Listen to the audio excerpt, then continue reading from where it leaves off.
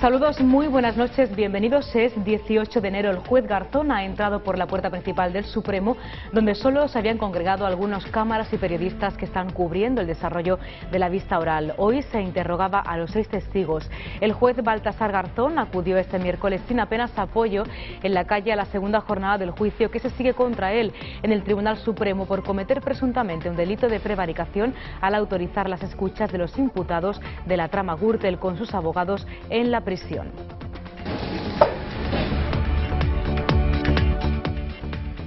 Y el presidente del gobierno español, Mariano Rajoy, viaja este miércoles a Marruecos en su primera salida al extranjero. Durante su estancia en Rabat, Rajoy se entrevistará con el jefe del Ejecutivo marroquí, quien le ofrecerá un almuerzo y será recibido por la tarde, ya a estas horas, por el rey Mohamed VI. El gobierno español considera al reino alauí un socio importante y a la vista persigue servir de primera toma de contacto entre ambos gobiernos recién elegidos con vistas a repasar y a reparar la próxima cumbre bilateral. Y el Gobierno tiende la mano a las comunidades autónomas. Les abrirá nuevas vías de financiación crediticias para poder pagar a los proveedores y la posibilidad de refinanciar su deuda. Todas ellas se han comprometido a cambiar y seguir estrictamente la Ley de Estabilidad Presupuestaria y cumplir con el objetivo de reducción del déficit.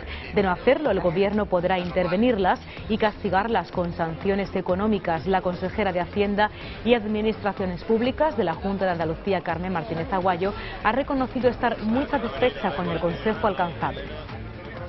Estamos de acuerdo en las líneas generales, pero hay que ver la letra pequeña. Que detallara cómo afecta a todas las medidas, pues se ha detallado cómo afectaría a cada medida. No lo ha podido referir porque todo ese trabajo está por hacerse, solamente nos ha presentado líneas generales y lo que hemos requerido es ese grupo para definir todos estos criterios tan importantes entre todos. Y el ministro, insisto, lo ha aceptado plenamente y por lo tanto mostramos una valoración positiva. Hablamos del fondo de reptiles porque la Junta de Andalucía al parecer repartió 29 millones de este fondo 45 días antes de las elecciones del 2004. José Antonio Viera y Antonio Fernández avalaron 36 ayudas en enero de ese año a ayuntamientos del PSOE y a distintas empresas. En un mismo día, en el Consejo Rector del Instituto de Fomento de Andalucía se otorgó cerca de 29 millones de euros repartidos a través de convenios específicos en un total de 36 subvenciones y préstamos entre sociedades y ayuntamientos del PSOE.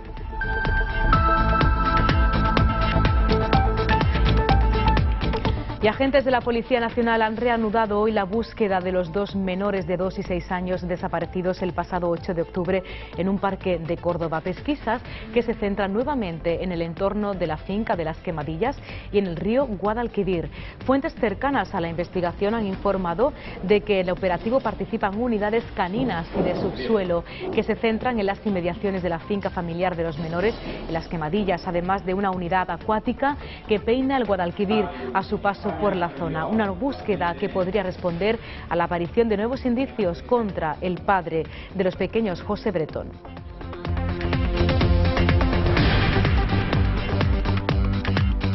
Hablamos de otra tragedia, el número de muertos del naufragio del crucero Costa Concordia ocurrido el viernes último en agua de la isla italiana de Giglio.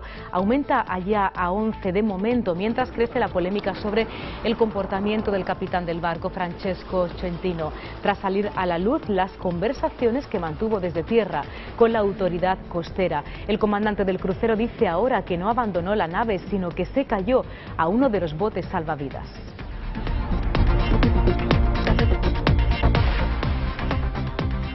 Cambiamos de asunto para hablarles de algo muy agradable y es que esta casa, Metropolitan Andalucía, les ofrecerá la fase clasificatoria del concurso de agrupaciones del Gran Teatro Falla desde Cádiz. Podrán disfrutar de las agrupaciones que participan en este conocido concurso desde la capital gaditana. El programa en directo desde el Falla estará presentado por nuestros compañeros Agustín Bravo y Maite Huguet, así que ya lo saben, no se lo pueden perder a partir de este sábado, todas las noches en directo.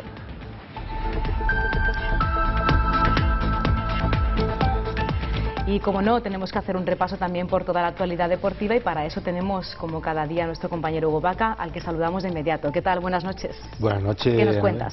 Ya estamos todos preparados, ¿no? Pues sí, la verdad que sí. A ver qué pasa hoy. Noche copera en los cuartos de final. Ayer dio un susto bastante importante el Mirandés al Español. Al final todo se saldó con esos 3 goles en los últimos minutos del equipo periquito. Pero esta noche ya está el gran duelo del que habla todo el mundo. Es Barcelona-Madrid, Madrid-Barcelona. En este caso es en el Bernabéu. Y Pep Guardiola, que vemos con Tito Vilanova ahí preparando ya lo que va a ser uno de los nuevos envites. Ya son muchos los que se ocurren al año. Eso sí, con la frescura también de que va a estar a Vidal como jugador del Barcelona por un año más. Por su parte, en el Real Madrid, José Mourinho se ha llevado a todos sus jugadores a la concentración. Ayer cada uno estuvo en su domicilio, entrenaron el día de ayer y hoy ya estaban concentrados a partir del mediodía para ese importante partido que tiene. Ha llevado a toda la plantilla, mantiene las dudas de Di María, que piensa que puede jugar unos minutos, Pepe está recuperado y Khedira, que está lesionado, también ha ido a la concentración. Y en el Málaga Club de Fútbol empieza a ser cuestionado Manuel Pellegrini. Después de los malos resultados que ha cosechado, ha salido de estar en esos puestos que dan opción a Europa y ahora tiene ese inconveniente con Apoño, aunque está esperando también la llegada de Kameni, que se espera que pueda estar ya para el próximo partido.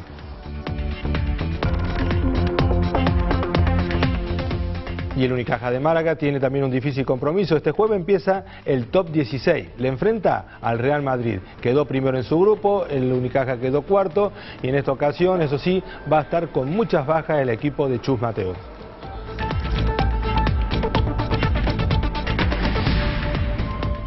Se lo contaremos todo a continuación, pero antes vamos a repasar los asuntos más interesantes de esta jornada.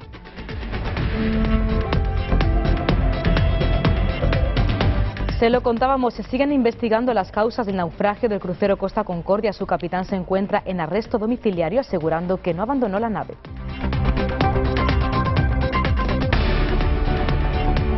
Los gobernantes que no cumplan con la estabilidad presupuestaria y déficit podrían tener que asumir responsabilidades penales.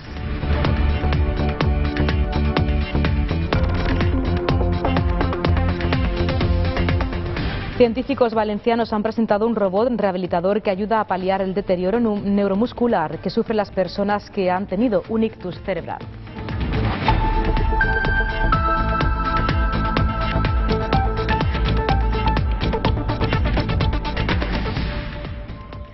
El juez Baltasar Garzón se quitó la toga y tuvo que sentarse en el banquillo de los acusados. Ayer comenzó el primero de los juicios por las 3 causas que tiene abiertas contra él el Tribunal Supremo.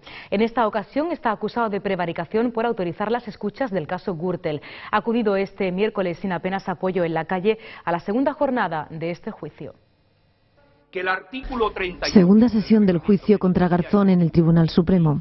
El exfiscal de la Audiencia Nacional y abogado del empresario José Luis Ulibarri, Ignacio Peláez, autor de la querella que dio lugar a este procedimiento, se despojó de la toga para situarse a declarar como testigo. Recalcó que las conversaciones con Correa y con Crespo eran para preparar la defensa de su cliente y no para blanquear, y que pudieron ser conocidas por la policía, la fiscalía y el juez instructor. Esa es mi gran preocupación. Es decir, estamos hablando de quebrantamiento del derecho a la intimidad. Es que para mí ya ese es el primer quebrantamiento. Que ya el simple hecho de que se me esté escuchando ya me parece grave. La policía, sin embargo, ha corroborado la versión de Garzón y su objetivo al autorizar la intervención de las entrevistas en los locutorios de la prisión de Soto del Real. Le dijo usted en algún momento, si recuerda usted, que había que preservar de forma concreta y determinada el derecho de defensa. ¿Le suena a usted que le dijera esta frase? Sí. ¿Dijo de qué manera había que preservar el derecho de defensa? Para ello, la dinámica de trabajo consistía en excluir de las escuchas las que entendían que estaban dentro del círculo privado de las personas, según este mando policial. Y el Gobierno no quiere dejar caer a ninguna comunidad autónoma y para ello les abrirá nuevas vías de financiación. Créditos para poder pagar a los proveedores y la posibilidad de refinanciar su deuda. Todas ellas se han comprometido a cambio a seguir estrictamente la ley de estabilidad presupuestaria y cumplir con el objetivo de reducción del déficit. De no hacerlo, el Gobierno podría intervenirlas y castigarlas con sanciones económicas. Todos los consejeros autonómicos han manifestado su satisfacción por las medidas acordadas con el Gobierno en el Consejo de Política Fiscal y Financiera. El primero de los objetivos será dotar de liquidez a las comunidades autónomas para que puedan pagar a los proveedores. Para ello se abrirá una línea de crédito oficial, se adelantarán más fondos y se ha planteado la posibilidad de refinanciar la deuda. El Gobierno les tiende la mano, pero a cambio tendrán que recortar sus números rojos y presentar un plan de ajuste adicional. Es decir, no bastará con el plan de reequilibrio que las comunidades que han superado el objetivo de déficit ya han remitido al Ejecutivo. Tras la reunión se decidió que el Gobierno intervendrá de forma temporal y en caso extremo las comunidades autónomas y ayuntamientos que se desvíen de forma excesiva en el objetivo de déficit. Las comunidades autónomas gobernadas por los populares ya se habían comprometido a cumplir con el objetivo del déficit en la reunión que mantuvieron la semana pasada en Génova. Y a estas han sumado este martes las comunidades gobernadas por otras formaciones políticas como Cataluña y Andalucía. La consejera de Hacienda y Administración Pública de la Junta de Andalucía, Carmen Martínez Aguayo, ha reconocido estar muy satisfecha con el consenso alcanzado. Estamos de acuerdo en las líneas generales, pero hay que ver la letra pequeña. Que detallará cómo afecta a todas las medidas, pues se ha detallado cómo afectaría a cada medida. No la ha podido referir porque todo ese trabajo está por hacerse, solamente nos ha planteado líneas generales y lo que hemos requerido es ese grupo para definir todos estos criterios tan importantes entre todos. Y el ministro, insisto, lo ha aceptado plenamente y por lo tanto mostramos una valoración positiva. Las propuestas de Hacienda implican reconocer la situación de clara asfixia financiera que atraviesan las comunidades autónomas. En cualquier caso, solo saldrá rescate de aquellas regiones que se comprometan a cumplir el objetivo de estabilidad, que para este año se sitúa en el 1,3%. Pues los gobernantes que no cumplan con la estabilidad presupuestaria podrían tener que asumir responsabilidades penales. Se lo ha adelantado esta mañana en una entrevista en la cadena SER el ministro de Hacienda y Administraciones Públicas, Cristóbal Montoro. Ha anunciado que otro de los mecanismos que el Gobierno introducirá para garantizar el control del déficit será la reforma de la Ley de Transparencia del Gobierno. Con ella, los gobernantes que gasten por encima de lo que marca el presupuesto tendrán que afrontar responsabilidades penales. Lo que no es correcto, ha dicho, son las facturas en el cajón, la falta de transparencia, acumular deudas que se vuelven impagables. Ha concretado que la nueva regulación afectará tanto a los políticos y a las personas nombradas por los políticos. Y el portavoz del PSOE en el Parlamento andaluz, Mario Jiménez, está de acuerdo con las sanciones con las comunidades autónomas que no respeten el cumplimiento del déficit, aunque ha pedido que no se dé un paso más allá y que no se trate a los políticos como presuntos delincuentes, declaraciones que ha hecho en respuesta a la propuesta lanzada por Montoro. Que la calefacción está puesta. Bueno, ¿y esto por qué se me ve azul? Una rueda de prensa en la que Mario Jiménez se ha referido a los presupuestos generales del Estado. El PSOE andaluz considera que la presentación de estas cuentas para este año 2012 por parte del Gobierno central pone de manifiesto las debilidades electorales del presidente del PP andaluz, Javier Arenas. El portavoz parlamentario socialista pide explicaciones al líder popular sobre los recortes en Andalucía. Las filas socialistas critican la actuación del Gobierno de Mariano Rajoy de presentar los presupuestos generales del Estado para este año sin contar con el líder del PP andaluz, Javier Arenas. Para Mario Jiménez, portavoz del PSOE en el Parlamento andaluz, pone de manifiesto las debilidades electorales de Arenas. Quedó en evidencia que hay una contradicción entre el planteamiento de un nuevo escenario macroeconómico que está vendiendo el Gobierno de España y la estrategia burda, cobarde del Gobierno del Partido Popular, inspirada por la cobardía y la debilidad de Javier Arenas. El socialista urge al presidente del Gobierno la necesidad de establecer un escenario macroeconómico para este ejercicio de 2012. Mario Jiménez se muestra partidario por un ajuste de déficit diferenciado en las comunidades autónomas, sobre todo en Andalucía. Para quienes como Andalucía han hecho los deberes de una manera y para quienes no lo ha hecho, como el caso de la Comunidad Autónoma de Valencia o de Murcia o de Cataluña, pues que tenga un tratamiento diferenciado. No hay nada más injusto que tratar por igual a los desiguales. Para Jiménez, la responsabilidad penal a las autonomías, si no cumple con el objetivo marcado por el Gobierno, es excesivo si se trata a los responsables como presuntos delincuentes. El portavoz socialista exige explicaciones al ministro de Hacienda sobre los recortes de más de 9.000 millones de euros a la comunidad andaluza. Nos llena de preocupación porque eso puede significar que más de 3.500 millones de euros dejen de ingresarse por parte de la Comunidad Autónoma de Andalucía, porque así lo ha decidido el Gobierno de Mariano Rajoy. 3.500 millones de euros menos para la comunidad. Una decisión anunciada por el Gobierno central que, a juicio del socialista, los andaluces no conocen el impacto de estas medidas.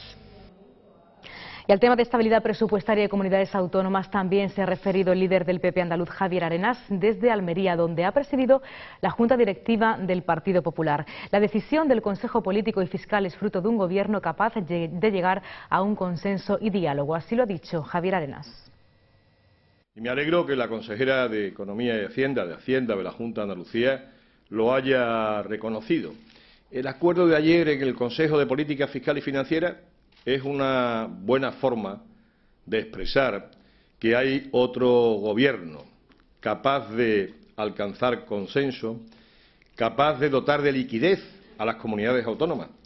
Y cuando se dota de liquidez a las comunidades autónomas, se está dotando de liquidez a la educación que reciben los ciudadanos y a la sanidad y la salud que reciben también los ciudadanos.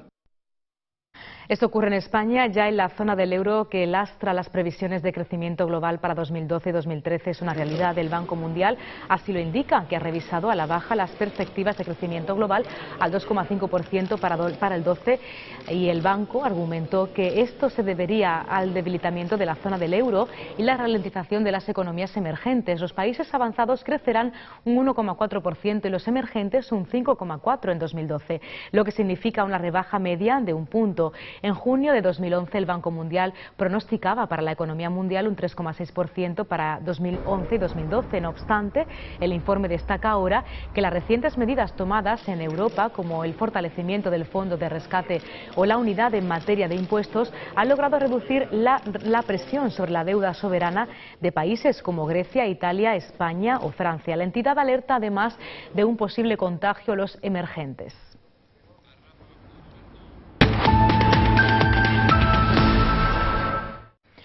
El número de muertos del naufragio del crucero Costa Concordia ocurrido el último viernes en aguas de la isla italiana de Giglio aumentó ayer a 11 personas, mientras crece la polémica sobre el comportamiento del capitán del barco, Francesco Centino, tras salir a la luz las conversaciones que mantuvo desde tierra con la autoridad costera. El comandante del crucero dice ahora que no abandonó la nave, sino que se cayó a uno de los botes salvavidas. En pleno naufragio, el comandante del Costa Concordia abandonó el buque y desde tierra fingió seguir a bordo, según algunos diarios italianos que han tenido acceso a los contactos que el capitán mantuvo con la Guardia Costera. Tres conversaciones telefónicas en las que el comandante relata cómo evolucionaba la evacuación. En la primera de ellas, Francesco Schettino indicó que ya estaban a salvo 4.000 personas. La realidad era que solo 40 habían abandonado el barco. En el tercero de esos contactos, la Guardia Costera le advirtió de que ya había muertos. Él preguntó que cuántos y se percataron de que había huido del buque. Schettino se encuentra ahora en arresto domiciliario y está siendo investigado por supuesto homicidio culposo múltiple, naufragio y abandono de la nave. La cifra de fallecidos en el naufragio ha aumentado a 11 personas. Ayer se encontraron 5 cuerpos en el casco de la nave.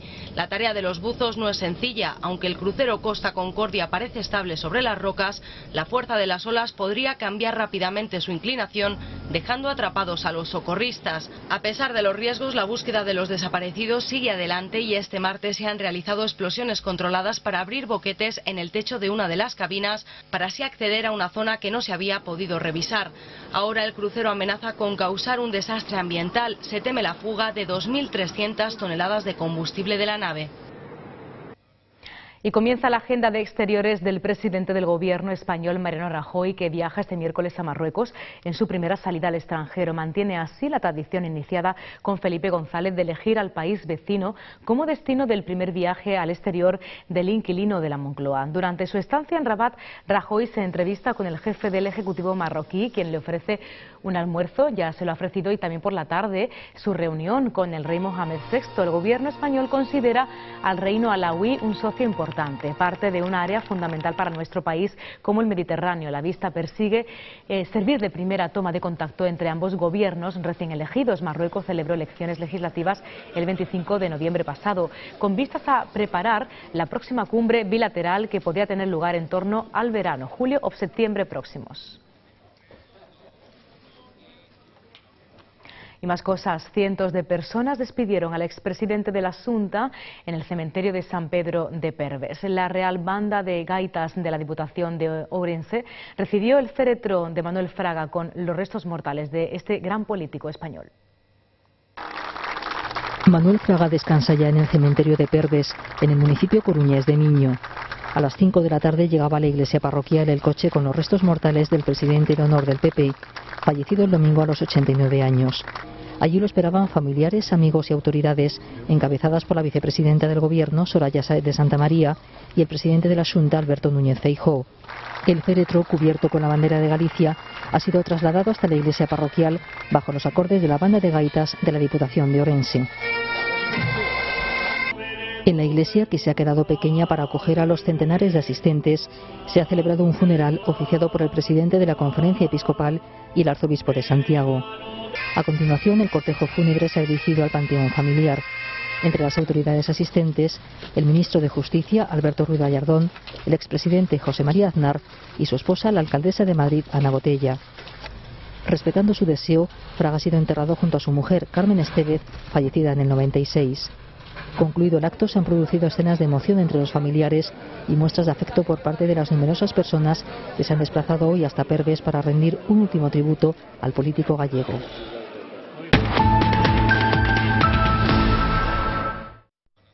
Se lo contábamos antes, el líder del PP andaluz, Javier Arenas, y candidato a la presidencia de la Junta de Andalucía, ha iniciado este miércoles que si gobierna a partir del próximo 25 de marzo, fecha de los comicios, planteará un sistema de compensación tributaria de deudas de pymes y autónomos. Arenas ha señalado ante la Junta Directiva Provincial del PP en Almería la paradoja de la situación actual que viven estos agentes económicos, a los que persigue la Administración por una deuda que el mismo aparato con su impago impide que puedan satisfacer.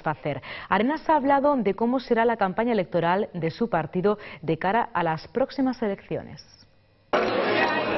El presidente del PP en Andalucía y candidato a la presidencia de la Junta por Almería, Javier Arenas, ha presidido la Junta Provincial que se ha celebrado este mediodía en la capital con una presencia masiva de militantes y simpatizantes que han querido mostrar su apoyo al líder regional de cara a las próximas elecciones andaluzas. Javier Arenas ha dejado claro que a partir de ahora hay mucho trabajo por hacer. Gracias por darme la oportunidad de volver a encabezar la candidatura de Almería.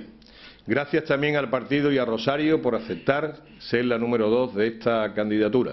Y os quiero decir que, en mi opinión, teniendo a Rosario Soto de número 2 por Almería, nuestro partido en Almería tiene 2 candidatos número 1, porque yo creo que Rosario es una número 1 de la política almeriense y andaluza. En su discurso, el dirigente popular ha anunciado que la primera actuación que llevará a cabo cuando llegue a la presidencia de la Junta será un pacto por el empleo. Además, está dispuesto a impulsar sectores importantes de la economía almeriense como el turismo. Tenemos que poner en valor la Alcazaba. Y sí te quiero decir una cosa. Con el Gobierno del Cambio, la Alcazaba no será cosa de la Junta de Andalucía. Con el Gobierno del Cambio compartiremos la gestión con el Ayuntamiento de Almería, porque la Alcazaba es Andalucía, pero es también de los almerienses y primero de los almerienses. Y eso lo haremos juntos. Arenas se compromete además a reducir las administraciones periféricas de Andalucía y asegura que apostará por la agricultura, el mármol y por todos aquellos proyectos necesarios para el desarrollo de Almería. El candidato del PP por Cádiz para las elecciones andaluzas, Antonio Sanz, ha presentado esta mañana el lema de la campaña, El cambio andaluz. El secretario general del Partido Popular ha dibujado las líneas esenciales de las promesas del PP a 65 días de las elecciones andaluzas. Bajo el lema genérico El cambio andaluz, los populares presentan una campaña en la que quieren establecer como punto de partida el legado que dejan los 30 años sucesivos de gobiernos socialistas. Los socialistas se van a presentar a estas elecciones con un baúl lleno de incumplimientos. Bueno, cuando hablo de política revolucionaria, hablo de la necesidad de una reforma de las políticas activas de empleo. decir, cuando tú tienes un gobierno cuyos índices de contratación indefinida son prácticamente del 3%, cuando tienes un servicio de intermediación del mercado de trabajo que también en torno al 5 o el 6% de los contratos son los que gestiona el Servicio Andaluz de Empleo. Tú dices, esto no tiene sentido, una macroestructura superada además por una fundación que tiene más trabajadores la fundación que el Servicio Andaluz de Empleo. Algo absolutamente ilógico. Bueno, pues es evidente que hay que plantear políticas enmarcadas en el diálogo social, en la concertación, pero de reforma de las políticas activas de empleo y de reforma de la formación para el empleo. Esos serán los dos ejes, pero usted me permitirá que evidentemente desgrane y desarrolle en los siguientes días de lo que es, porque la política de empleo, evidentemente, y no le sorprende, pues será el eje fundamental de la campaña que lideraremos desde el PP de Cádiz. Sanz ha adelantado además algunas de las líneas maestras de su programa electoral, entre las que se incluye apoyo especial a empresarios, pymes y autónomos, una reducción del peso de la administración y mayor protagonismo de los funcionarios, mayores inversiones en infraestructuras y suelo industrial y el respaldo a los sectores productivos tradicionales. Un programa que tendría entre sus prioridades la austeridad y el control del gasto y la generación de empleo y nuevas oportunidades. Por último, Sanz ha apostado por una campaña con gastos electorales contenidos, de mucha calle y mucha comunicación por las nuevas vías tecnológicas, con debates sobre propuestas a los que ya ha retado a sus oponentes políticos.